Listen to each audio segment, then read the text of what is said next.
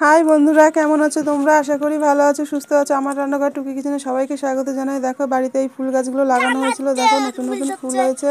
তোমাদের বাড়িতে কি কি ফুল গাছ আছে আমাকে কমেন্ট করে জানিও। এই দেখো, জবা ফুল গাছে কিন্তু দুটো তিনটে জবা ফুল ফুটেছে।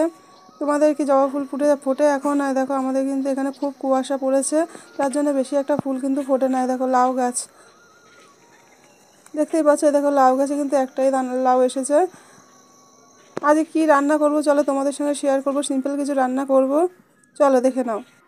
এই দেখো, কিন্তু আমি ডিমের অমলেট করে নিয়েছি। আমি আজকে কি রান্না করব জানো? আমি কিন্তু আজকে রান্না করব আলু বেগুন দিয়ে ডিমের অমলেট করে ঝোল। তোমরা কি কেউ কেউ খেয়েছো এরকম আলু বেগুন দিয়ে ঝোল? মাঝে মাঝে করে খেয়ে দেখো, খুবই টেস্ট লাগে। আমি কিন্তু আলু বেগুনগুলো ভেজে নিয়েছি, তারপর কড়াইতে জিরে শুকনো লঙ্কা ফোড়ন দিয়ে দিয়েছি, তেজপাতা, তারপর মশলাগুলো আদা জিরে বাটা আর টমেটো দিয়ে ভালো করে মশলাটা আমি কষিয়ে নেবো। তারপরে দেখো, ভেজে রাখা যে আলু বেগুনগুলো ছিল সেগুলো আমি ভেজে নেবো, ভালো করে কষিয়ে নিয়ে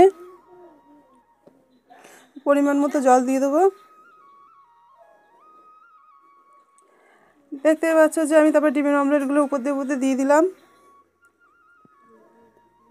তারপর নামানোর আগে আমি গরম মশলা দিয়ে নামিয়ে নেবো। কেমন হয়েছে বলো, কে কোথা দিয়ে দেখছো আমাকে কমেন্ট করে বলো। আশা করি ভালো হয়েছে। সুস্থ থেকো, ভালো থেকো, দেখা হচ্ছে নতুন একটা ভিডিও।